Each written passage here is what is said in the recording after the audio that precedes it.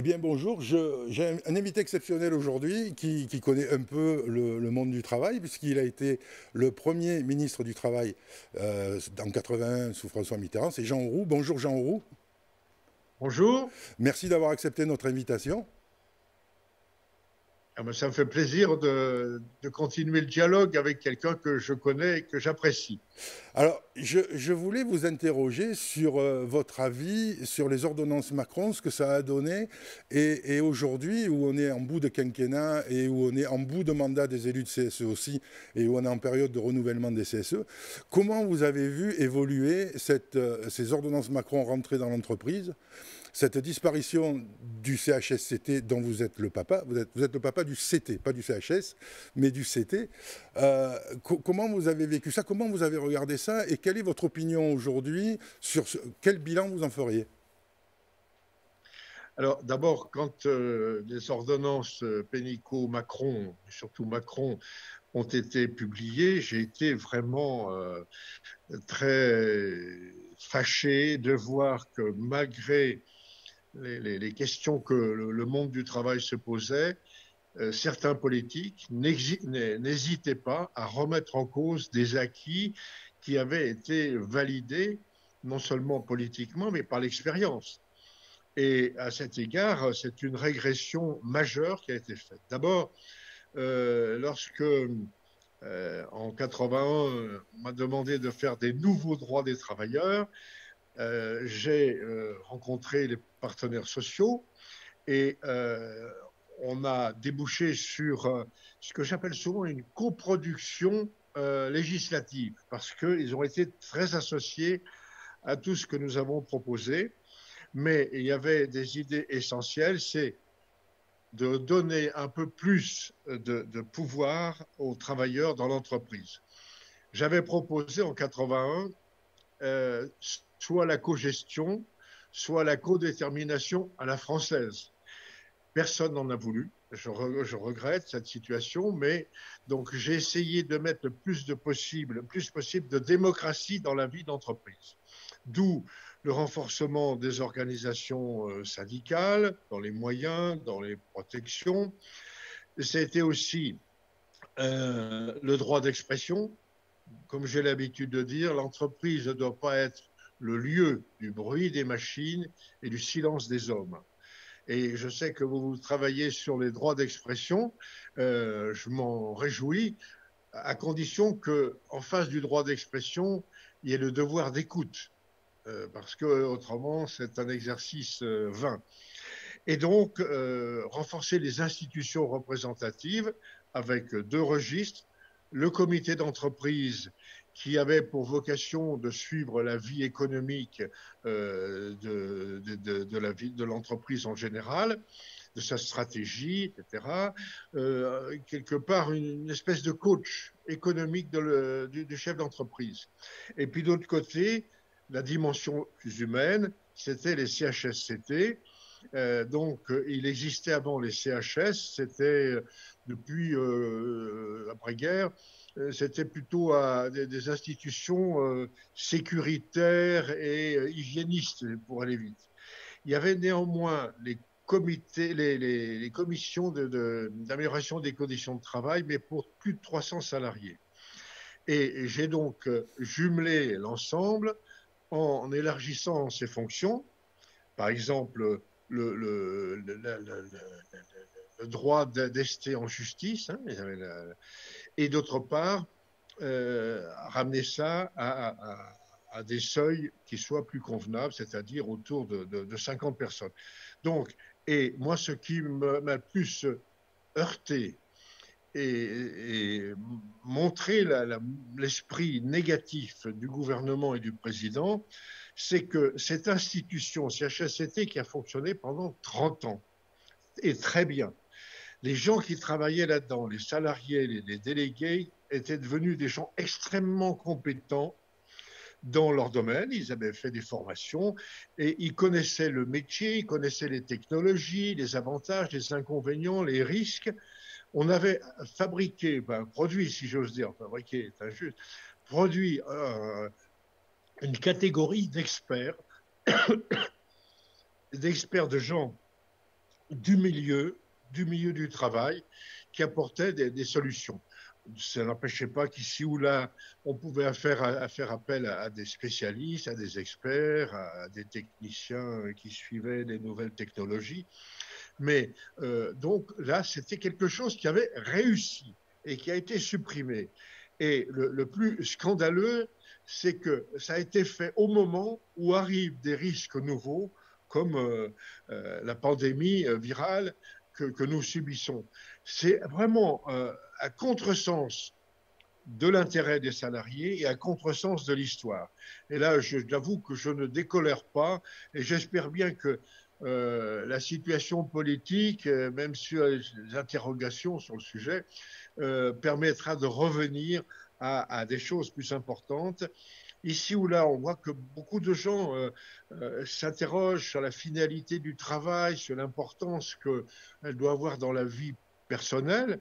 Eh bien, une des réponses, c'est le suivi des conditions et l'amélioration des conditions de travail par une institution propre qui n'a pas d'autre fonction que celle-là, complémentairement à celle du comité d'entreprise. Voilà donc pourquoi je suis très remonté contre cette régression sociale qui est négative sur le plan social et encore plus grave sur le plan de la situation pandémique actuelle où on aurait bien besoin de faire appel non pas à une commission, mais à une véritable institution qui a des responsabilités, peut avoir des responsabilités judiciaires.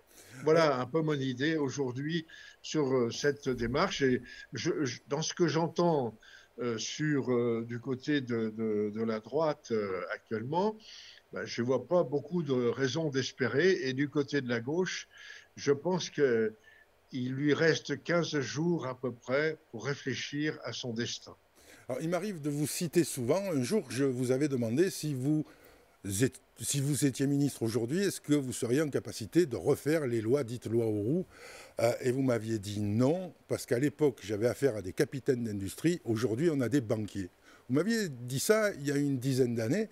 Comment vous jugez l'évolution? Est-ce qu'on a toujours des banquiers ou est-ce qu'on a une nouvelle sorte d'investisseurs qui sont pires que les banquiers?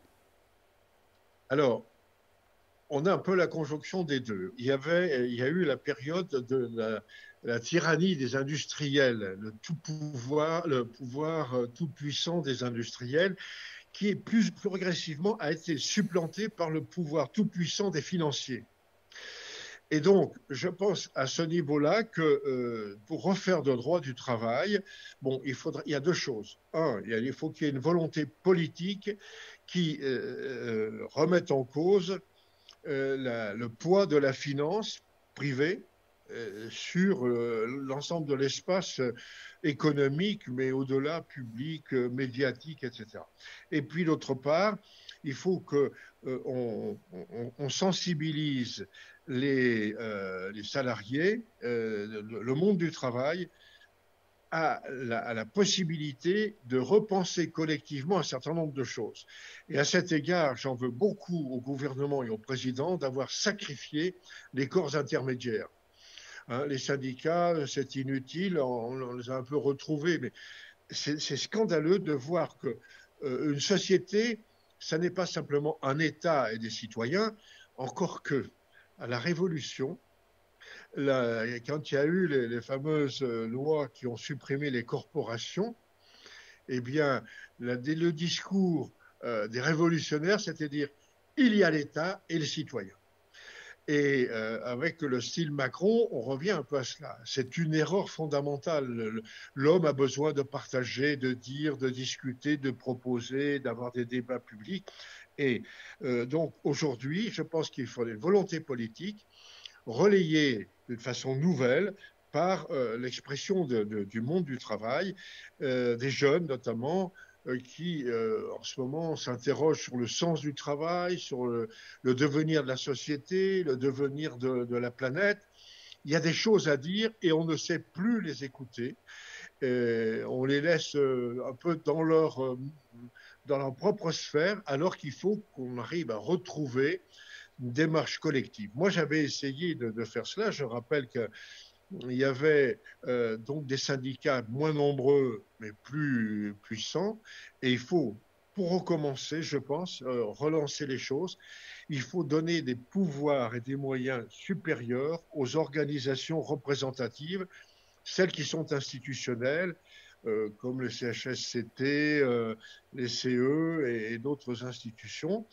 Et puis, revenir aussi à d'autres choses sur le plan pour donner des pouvoirs à ces corps intermédiaires, revenir à des parités dans des gestions. La sécurité sociale, théoriquement, elle est paritaire. En fait, les décisions sont prises par le politique.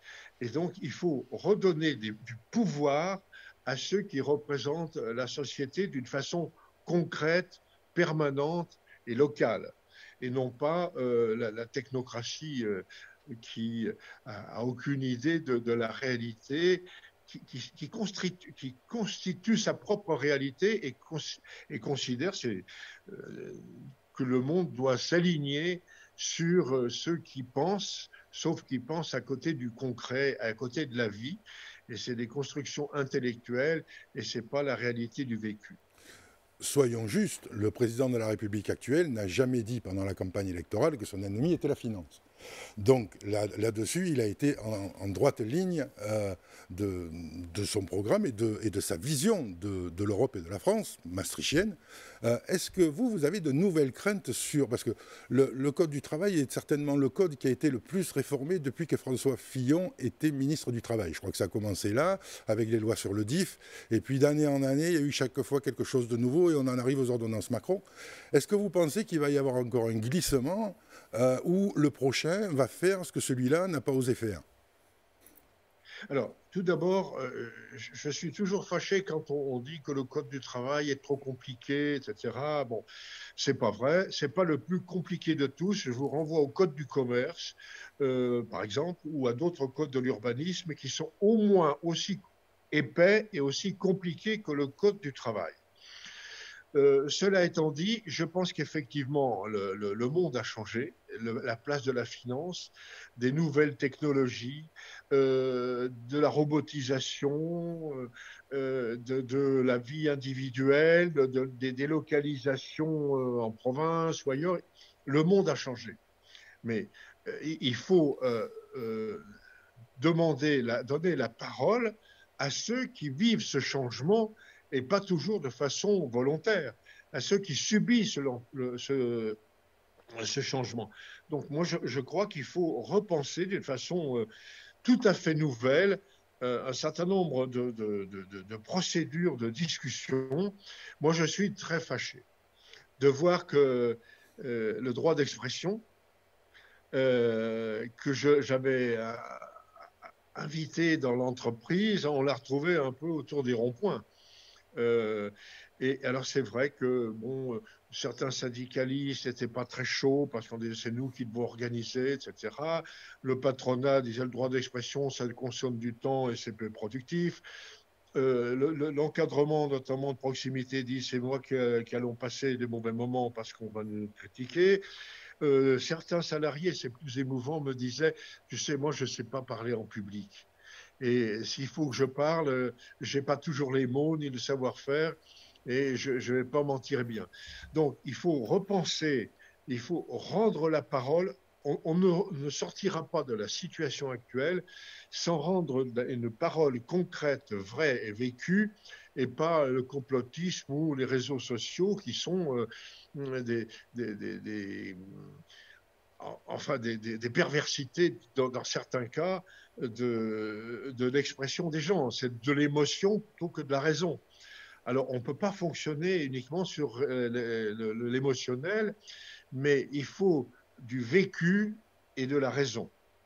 Oui, c'est ça. Il faut aussi se focaliser sur les vrais problèmes et ne pas laisser un arbre cacher la forêt. Aujourd'hui, cette épidémie prend tellement de place qu'on ne voit plus ce qui se passe de l'autre côté. Il y a une technique de communication des gouvernants, des médias, comme vous le soulignez tout à l'heure, qui sont largement responsables de cet état de fait, qui font que les gens, s'ils regardent les réseaux sociaux, n'ont pas une vision globale de l'actualité, de la réalité de la vie. Il y a ça aussi, il faut attirer l'attention des gens sur tout ne tourne pas autour du Covid-19, même si c'est une grande part et si c'est un gros handicap à notre vie quotidienne. Alors, tout à fait.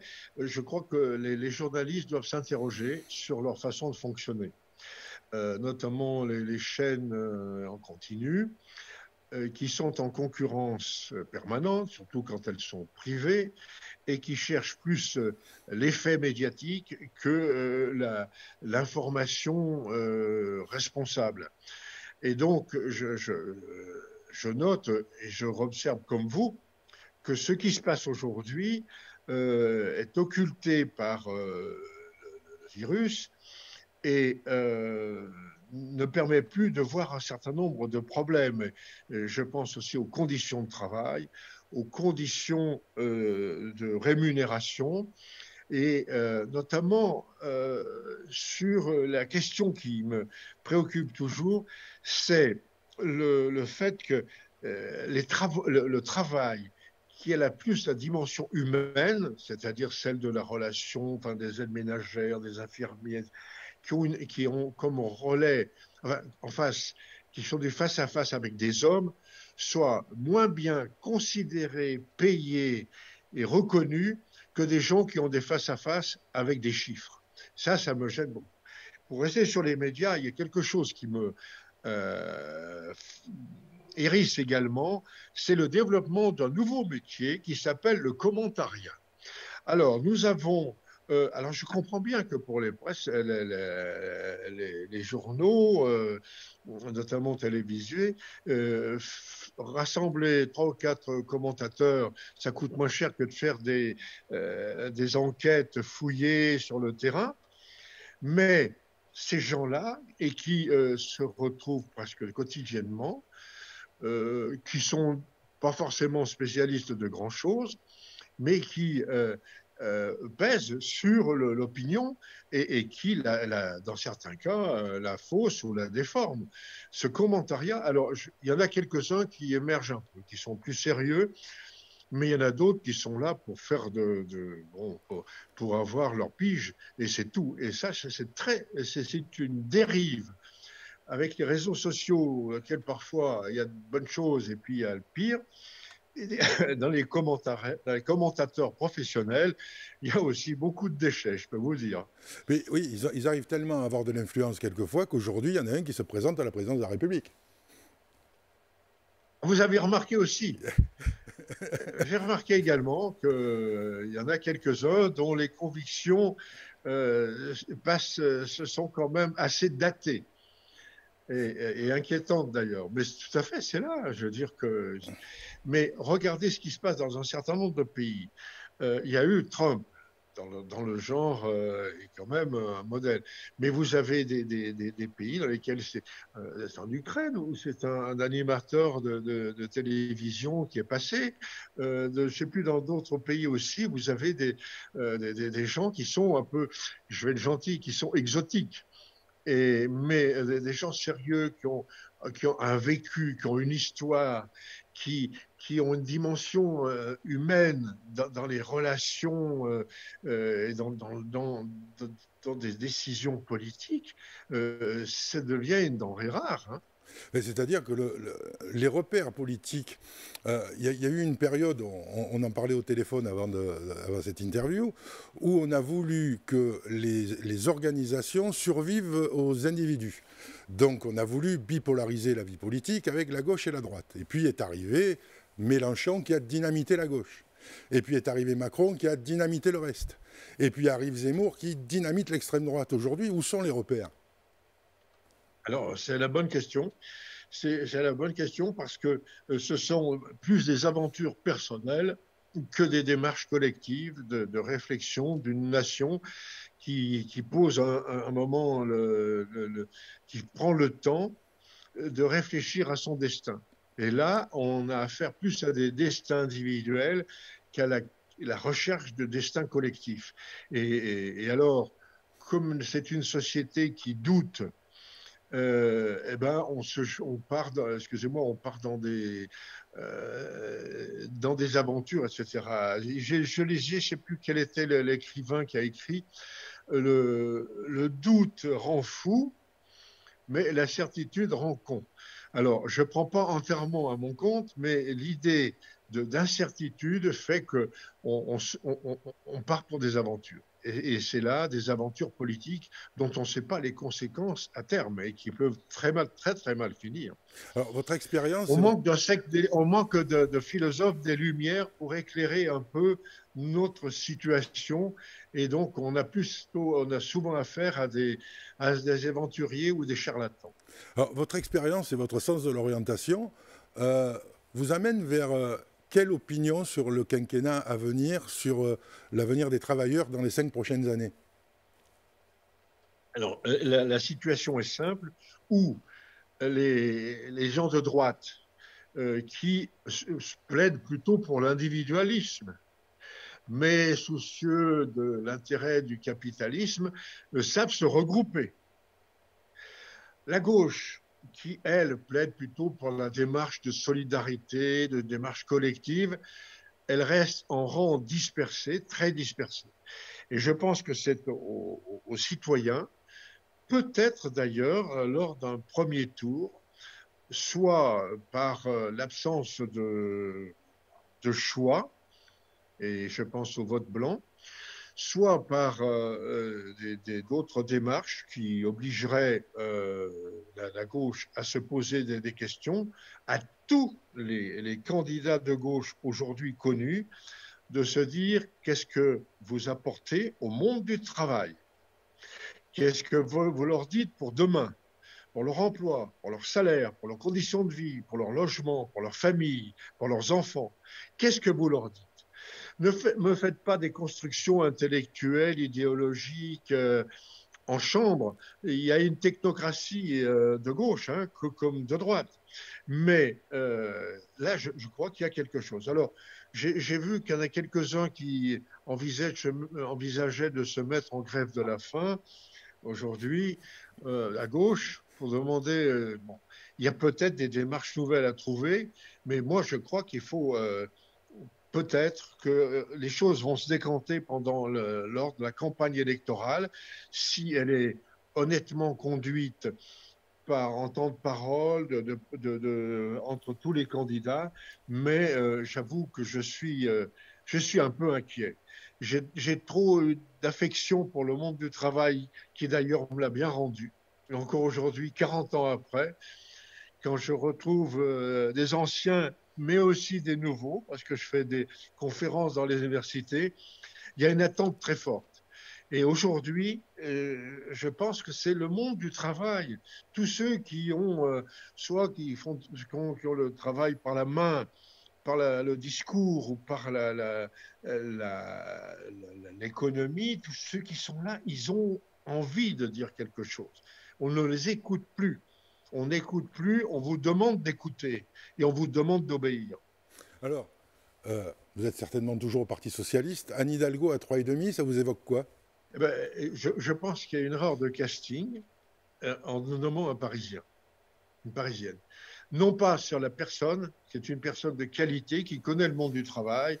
Elle a été inspecteur du travail à Rouen, quand même, et elle a aussi une sensibilité écologique, elle a un profil et qui est d'une grande honnêteté et d'une grande fidélité politique.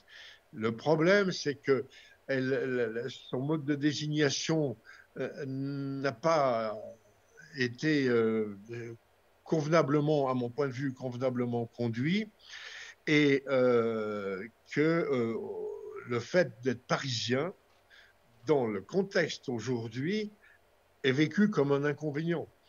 On regarde trop l'image des gens et pas assez leur contenu souvent. Et là, je crois qu'elle a les qualités pour le faire, elle l'a démontré, mais la fuite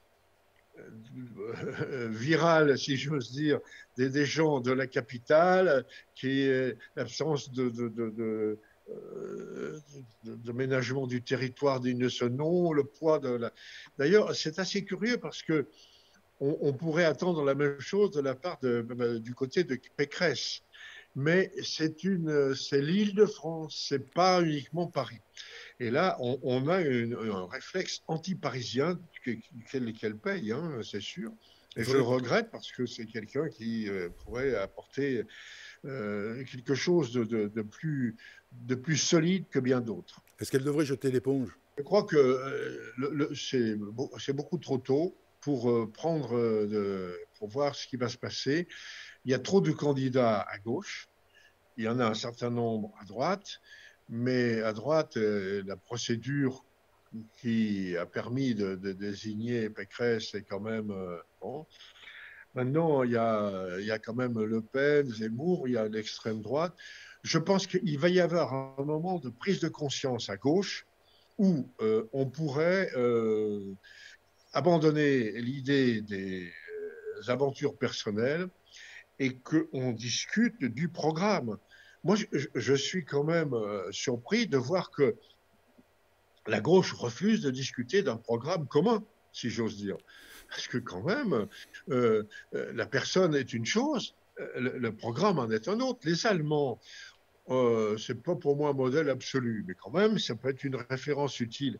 Les Allemands viennent de faire un contrat de gouvernement de 300 pages sur lesquels ils s'engagent. Et nous, on ne sait pas tenir une plume en étant plusieurs autour de la table. Ben, c'est quand même ahurissant. La gauche, il y a quand même un certain nombre de points communs, qui est des points de divergence, c'est possible, sur la dimension des réformes, etc. Moi, je pense qu'on peut faire des réformes. Moi, on m'a dit un jour, quelqu'un du MEDEF m'a dit, vous avez été un vrai réformateur parce que vous avez changé les choses sans casser la baraque économique. Alors, je fais la part des choses, mais je pense qu'aujourd'hui, que la gauche a le devoir de se retrouver autour d'une table et pour mettre sur le papier un programme de gouvernement, un programme et un contrat de gouvernement. Tant qu'il n'y aura que des aventures personnelles, les choses pourront pas déboucher. Hein, en ce moment, on parlait d'Épicure hier. Et Épicure a inventé l'atome, le concept d'atome, l'insécable. Et il expliquait qu'au départ, les atomes sont dans le vide et ils ont des parcours parallèles, ils ne se rencontrent jamais. Et il dit à un moment, il s'est produit ce qu'il appelle le clinamen. Il y en a un qui a glissé, qui est allé rejoindre les autres et ça a créé la matière. Eh bien, pour le moment, nos atomes qui ne sont pas tellement crochus à gauche doivent se retrouver, ils auront un clinamen et se retrouveront pour écrire un programme de gouvernement et un contrat de gouvernement. S'ils ne font pas ça, la gauche en prend pour 20 ans. Merci Jean, à vous entendre, cet ancien monde tant décrié, on en viendrait à le regretter. Merci beaucoup Jean d'être intervenu sur nos... Merci de m'avoir fait un signe 40 ans après, même si on ne s'est pas tout à fait perdu de vue. Jamais, jamais. Et je voudrais dire à propos de choses qui m'a intéressé, c'est à propos des visioconférences avec des salariés d'Orange. Je trouve ça, c'est mon droit d'expression, qu'on retrouve avec des formes nouvelles. Et ça, j'en suis ravi parce que il y a 40 ans et aujourd'hui, les nouvelles technologies se mettent au service du progrès humain. Merci pour eux et merci à vous. Merci beaucoup Jean Auroux. À très très bientôt, j'espère, en présentiel, sur un vrai plateau, à Paris, sur un événement où il y aura les représentants des salariés qui viendront vous voir et échanger avec vous. Merci beaucoup Jean. Merci, au revoir. Au revoir.